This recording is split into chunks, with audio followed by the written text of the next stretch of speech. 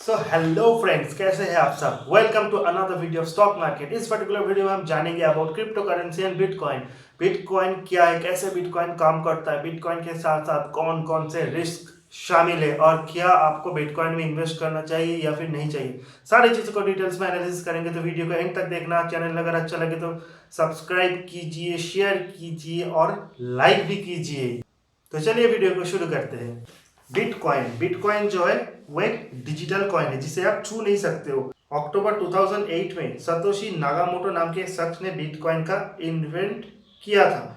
Bitcoin के जो transaction होते हैं वो पीयर टू पीयर नेटवर्क में होते हैं, यानी कि बिटकॉइन में कोई मिडिलमैन नहीं होता। जब जब आप किसी को फंड ट्रांसफर करते हो तब वो बैंक के थ्रू करते हो, यानी कि बैंक एक इंटरमीडिएट या फिर मिडिलमैन का काम करता है। लेकिन बिटकॉइन के ट्रांजैक्शन में कोई मिडिलमैन नहीं होता, इसीलिए इसे पीयर टू पीयर नेटवर्क कहा जाता है। बिटकॉइन के ऊपर किसी भी अथॉरिटी या फिर गवर्नमेंट का कोई कंट्रोल नहीं रहता। और तो और बिटकॉइन में किसी भी सेंट्रल बैंक या फिर फाइनेंशियल इंस्टीट्यूट का भी कोई कंट्रोल नहीं रहता।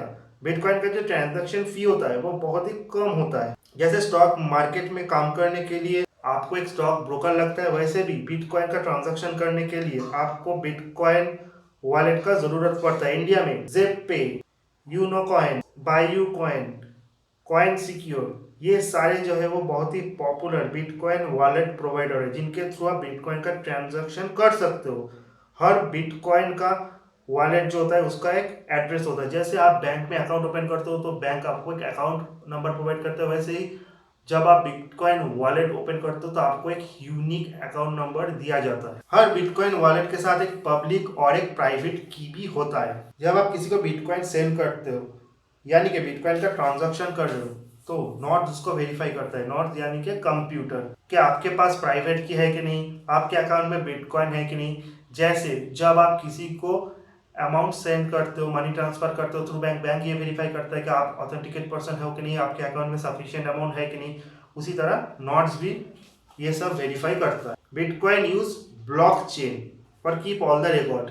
बिटकॉइन जो होता है वो ब्लॉक चेन का इस्तेमाल करता है हर रिकॉर्ड को रखने के लिए। जैसे कि अकाउंट्स में लेजर होता है, लेजर में हम अपना सारा जो हिसाब किताब है उनको रिकॉर्ड करके रखते हैं।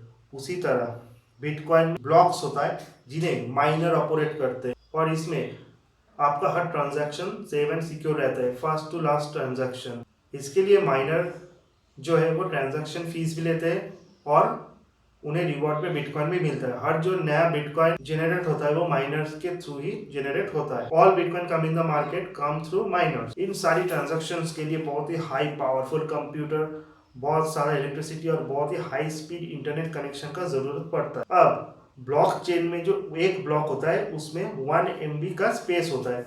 सो जब एक ब्लॉक का डेटा पूरी तरह से भर जाए तो दूसरे ब्लॉक का यूज किया जाता है डेटा को स्टोर करने के लिए। So it's called block chain. Her block में उसके प्रीवियस ब्लॉक का रेफरेंस होता है। इन ब्लॉक्स में सभी ट्रांजैक्शन रहता है। आपने कब बिटकॉइन बाय किया, आपने किससे बिटकॉइन बाय किया, आपने किससे बिटकॉइन सेंड किया, all the details record her block में रहता है। और बहुत सारे ब्लॉक्स को जब एक साथ ज्वाइन किया जाता है उसे ब्लॉक चेन कहा जाता है। इसके बाद माइनर जो होते हैं वो ब्लॉक को सील करते हैं थ्रू माइनिंग सॉफ्टवेयर। इनके लिए उनको बहुत ही एक हार्ड पजल को है उसको सॉल्व करना पड़ता है। देन वो ब्लॉक जाके पब्लिक होते हैं इन बिटकॉइन नेटवर्क, जहां पे नॉट उसको फिर से वेरीफाई करते हैं and blocks added in block chain. जो भी माइनर पहले इस पजल को सॉल्व करता है उसे रिवॉर्ड में 2020 में 6.25 बिटकॉइन मिलते हैं। 2009 में एक पजल सॉल्व करने के लिए माइनर को 50 बिटकॉइन मिलता था, वही 2012 में 25, यानी कि एवरी गैप में बिटकॉइन का जो रिवॉर्ड नंबर है वो हाफ होता जा रहा है। और मैक्सिमम नंबर ऑफ बिटकॉइन जो है जो कि इश्यू होंगे वो है 2 करोड़ 10 लाख। एक बिटकॉइन का जो प्राइस है वो है 13,62,375। इसका मतलब ये नहीं कि आप एक बिटकॉइन को बाई करने के लिए आपको इतना ही पे करना पड़ेगा। एक बिटकॉइन जो है 10 करोड़ सितोशी में डिवाइडेड है, यानी कि आप 100 रुपीज भी बिटकॉइन में इन्वेस्ट कर सकते हो। बिटकॉइन जो कि क्रिप्टो करेंसी में सबसे ज्यादा पॉपुलर है, उसके साथ साथ ही Ethereum, Ripple, Litecoin, bitcoin cash, Libra, ये जो सारे हैं वो दुनिया के बहुत ही पॉपुलर क्रिप्टो करेंसी में जाने जाते हैं। सोच, ये जो पूरा प्रोसेस है, जब भी आप एक ट्रांजैक्शन करते हो बिटकॉइन का and press the send button, then वो जो ट्रांजैक्शन होता है वो बिटकॉइन नेटवर्क पे जाता है, जहाँ पे नॉड यानी कि कंप्यूटर उसको वेरीफाई करते हैं through digital signature. Then miner put verified transaction in a block, miner उन वेरीफाइड ट्रांजैक्शन को ब्लॉक में पुट करते हैं और उस ब्लॉक को सील करते हैं एक बहुत ही क्रिटिकल पजल को सॉल्व करके। देन वो ब्लॉक जो है वो पब्लिश होता है बिटकॉइन नेटवर्क पे। देन नॉट उसको वेरीफाई करते हैं एंड उस ब्लॉक को ब्लॉक चेन में ऐड कर देते हैं, where all user see blockchain transaction, जहाँ पे सभी यूजर जाके अपना ट्रांजैक्शन डिटेल्स देख सकते हैं। बिटकॉइन जो है वो एक क्रिप्टो करेंसी है यानी कि डिजिटल मनी। 2008 में जो फाइनेंशियल क्राइसिस आया था, जहाँ पे बहुत सारे बैंकों को बहुत सारा लॉस हुआ था और बहुत सारे निवेशकों का पैसा भी डूब गया था, उस पर्टिकुलर टाइम जन्म हुआ था बिटकॉइन। हालांकि बिटकॉइन जो है वो बहुत ही वोलाटाइल होता है और बिटकॉइन का जो प्राइस फ्लक्चुएट होता है वो है डिमांड और सप्लाई के बेसिस पे, यानी कि बिटकॉइन का प्राइस का जो फ्लक्चुएशन है वो किसी भी तरफ जा सकता है, आप इसको प्रेडिक्ट नहीं कर सकते, इसलिए इसे बहुत ही अनसिक्योर माना जाता है। हालांकि 2008 में जब लिमन ब्रदर क्राइसिस हुआ था तब बहुत सारे इन्वेस्टरों का पैसा भी डूबा था जिन्होंने बैंक पे बहुत ज़्यादा ट्रस्ट किया था। तो ऐसा नहीं है कि बैंक या फिर दूसरे फाइनेंशियल इंस्टीट्यूशन में भी जो आप इन्वेस्ट करते हो, आप जो कैपिटल रखते हो वो भी सेफ है। जब आप एक कंट्री से दूसरे कंट्री में फंड ट्रांसफर करते हो तो बैंक बहुत ज़्यादा आपसे चार्ज लेता है और इस पर्टिकुलर ट्रांजैक्शन को करने के लिए बहुत ज़्यादा टाइम भी लगता है। हालांकि अगर आप बिटकॉइन के थ्रू ये ट्रांजैक्शन करते हो तो मैक्सिमम आपको 10 मिनट लगता है और जो चार्जेस है वो बैंक से बहुत कम होते हैं। इसीलिए जो बैंक है वो बिटकॉइन का कभी भी सपोर्ट नहीं करते क्योंकि उनके बिजनेस पे ये बहुत ज़्यादा नेगेटिव इफेक्ट करते हैं। लेकिन आजकल के टाइम में यूरोप और अमेरिका में बहुत सारे होटल्स और रेस्टोरेंट है जो बिटकॉइन को एज अ करेंसी भी एक्सेप्ट करते हैं। बहुत सारे लोग हैं वो ये चाहते हैं इन फ्यूचर डॉलर और रुपये की तरह बिटकॉइन भी एज अ करेंसी यूज हो, लेकिन किसी भी दुनिया का किसी भी कंट्री का सेंट्रल बैंक ये नहीं चाहेगा क्योंकि उनके लिए बिटकॉइन एक बहुत बड़ा चैलेंज है। नॉट ओनली बिटकॉइन के थ्रू जब लोग ट्रांजैक्शन करते हैं तो इनके बैंक का लॉस होता है, उसी के साथ साथ बैंक जब पब्लिक से बॉन्ड के थ्रू अमाउंट बोरो करता है, अगर बिटकॉइन या फिर क्रिप्टो करेंसी में बहुत ज़्यादा डिमांड आ गया तो लोग वहाँ पे जाकर ज़्यादा इन्वेस्ट करेंगे, इसलिए बैंक का जो बॉन्ड का वैल्यूएशन है वो भी इन फ्यूचर घटे। लोग सेविंग्स या फिक्स डिपॉजिट में कम पैसा रखना शुरू कर देंगे, उसी के साथ साथ बैंक बॉन्ड के थ्रू मार्केट से बहुत ज़्यादा कैपिटल भी बोरो नहीं कर पाएगा, इसलिए बैंक हमेशा क्रिप्टो करेंसी के अगेंस्ट में काम करता है। लेकिन देखा जाए तो मार्च से लेके नवंबर 30 तक क्रिप्टो करेंसी बिटकॉइन ने 120% का रिटर्न दिया है, यानी कि मोर देन डबल। लेकिन बिटकॉइन के साथ साथ कुछ प्रॉब्लम भी, अगर आप अपना प्राइवेट की और बैकअप फाइल खो दे इसका मतलब ये होता है कि आपने अपना बिटकॉइन भी गवा दिया। लेकिन बिटकॉइन का जब आप ट्रांजैक्शन करते हो तो कहीं पे भी आपका नाम मेंशन नहीं होता, आपको जाना जाता है थ्रू डिजिटल सिग्नेचर, तो इससे यूजर का प्राइवेसी मेंटेन रहता है। ये बहुत ही हाई रिस्क एसेट क्लास है। बिटकॉइन का जो वोलाटिलिटी बहुत ही ज्यादा होता है, कभी कभी तो दिन में 30% अप डाउन भी बिटकॉइन का प्राइस होता है। और बिटकॉइन ऐसा एक डिजिटल करेंसी है जिसको आप एक लाइन में डिस्क्राइब नहीं कर सकते। बिटकॉइन में इन्वेस्ट करते हो तो आप किसी को ये समझा नहीं पाओगे 2 लाइन में एक्चुअली बिटकॉइन है क्या और किस बेसिस पे बिटकॉइन का प्राइस अप डाउन होता है। हमें सिर्फ इतना नॉलेज है कि बिटकॉइन जो वो डिमांड और सप्लाई पे काम करता है। देखिए स्टॉक मार्केट, बॉन्ड्स, गोल्ड जैसे ये सारे ऐसे एसेट क्लास है जहाँ पे लोग इन्वेस्ट करते हैं फॉर रिटर्न। इसी तरह बिटकॉइन एक ऐसा डिजिटल करेंसी है, ऐसा क्रिप्टो करेंसी है जहाँ पे लोग मेन जो इन्वेस्ट करते हैं उनका मेन टारगेट ही होता है ज्यादा रिटर्न कमाना। एक इन्वेस्टर का मेन टारगेट होता है ज्यादा रिटर्न कमाना, उसको ये ज्यादा फर्क नहीं पड़ता कि वो रिटर्न कहाँ से आ रहा है।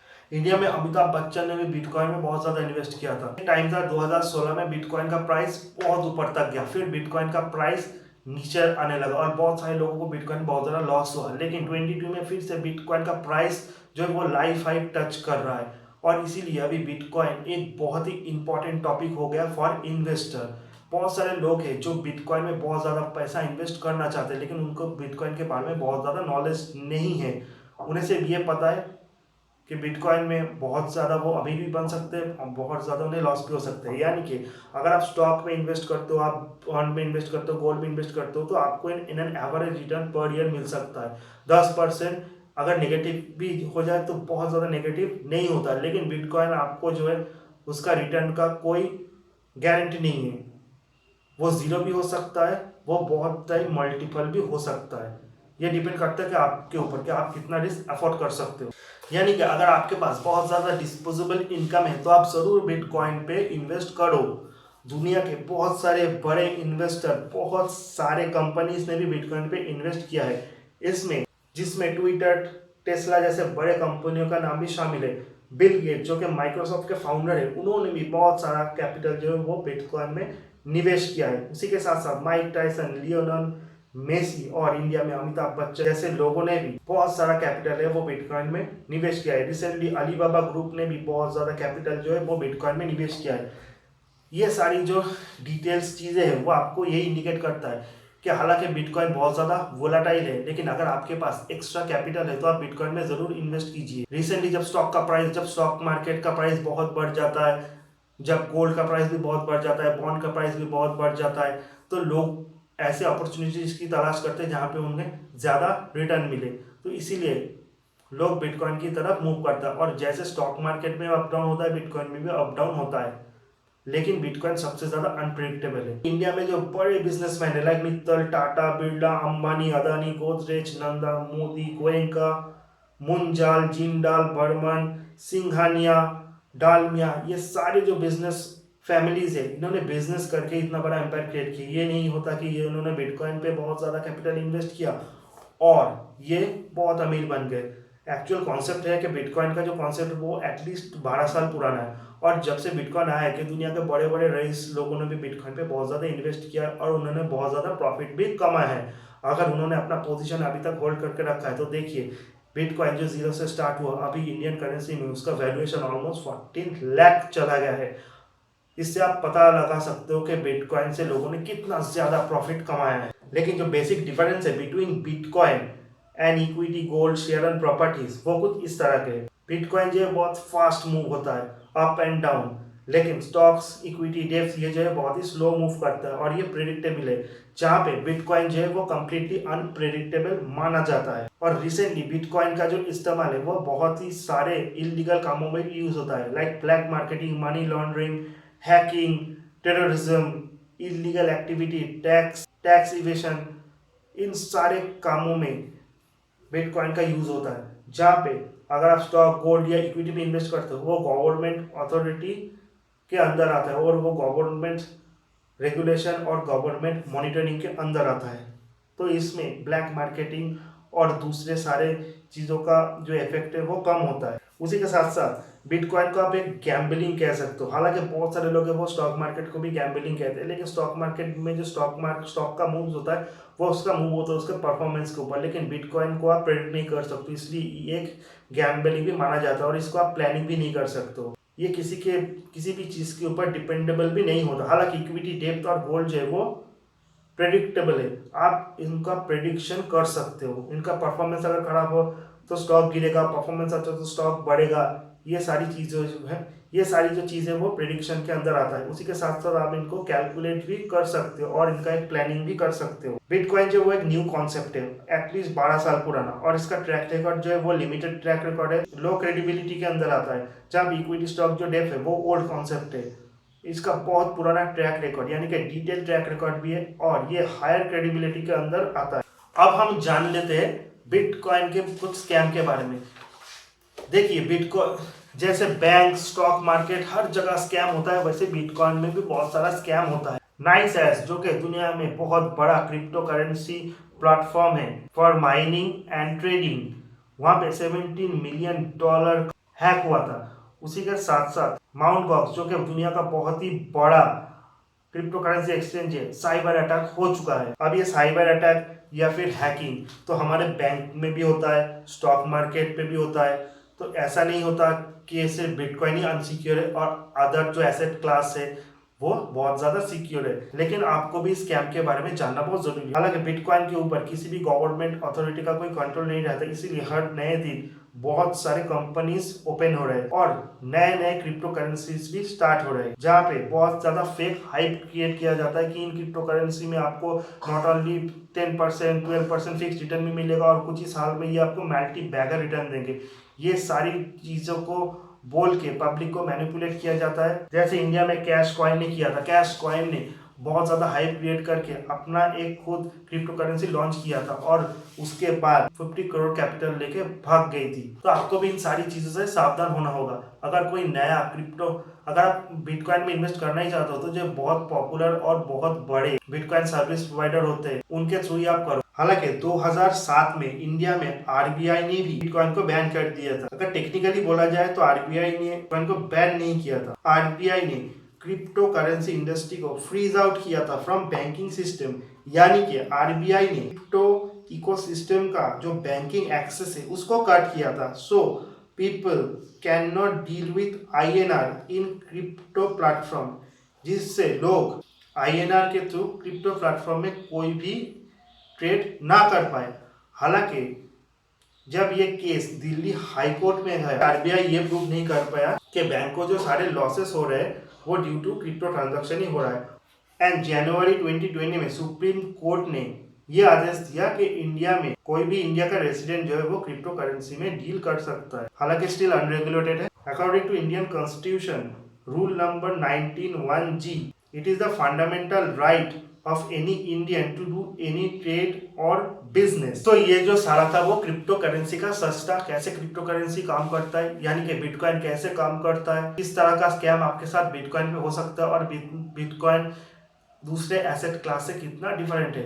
लेकिन the whole truth is that bitcoin ने लास्ट 12 साल में बहुत ज्यादा रिटर्न दिया और 2017 के बाद फिर से बिटकॉइन का अभी मार्केट में बहुत ज्यादा डिमांड चल रहा है। तो अकॉर्डिंग टू दैट आप अपने कन्वीनियंस के अनुसार बिटकॉइन पे इन्वेस्ट कर सकते हो, लेकिन बिटकॉइन में जब आप इन्वेस्ट करोगे तब आप एक ट्रस्टेड सर्विस प्रोवाइडर को चुनो और बहुत ज्यादा अमाउंट बिटकॉइन में मत इन्वेस्ट करो। आपके इन्वेस्टमेंट का एक नॉर्मल पार्ट जो है वो आप बिटकॉइन में इन्वेस्ट करो और थोड़ा लॉन्ग टर्म के लिए इन्वेस्ट करो और हर पैरामीटर को जज करके इन्वेस्ट करो। मैं बिटकॉइन के भी अगेंस्ट नहीं हूँ, मैं आरबीआई के भी अगेंस्ट नहीं हूँ, मैं स्टॉक्स एंड इक्विटी के भी अगेंस्ट नहीं हूँ। हालांकि स्टॉक्स एंड इक्विटी, गोल्ड, ये सारे जो वो बहुत ज़्यादा सिक्योर होते हैं कंपेयरिंग टू बिटकॉइन। हालांकि रिटर्न जो है वो बिटकॉइन पे आपको मिलता है ज़्यादा। ये आपके रिस्क और रिवॉर्ड रेशियो के ऊपर डिपेंड करता है। अगर आपके पास बहुत ज़्यादा डिस्पोजेबल इनकम है तो थोड़ा परसेंट, आप 10% 15% आप बिटकॉइन पे लगा सकते हो। जैसे कि दुनिया में बहुत सारे रिच पीपल है, उन्होंने भी अपने इन्वेस्टमेंट का थोड़ा पैसा बिटकॉइन पे लगा रखा है। ये आपके ऊपर है। अगर वीडियो अच्छा लगे तो लाइक कीजिए, सब्सक्राइब कीजिए, शेयर कीजिए। मिलते हैं अगले नेक्स्ट वीडियो में, तब तक के लिए गुड बाय।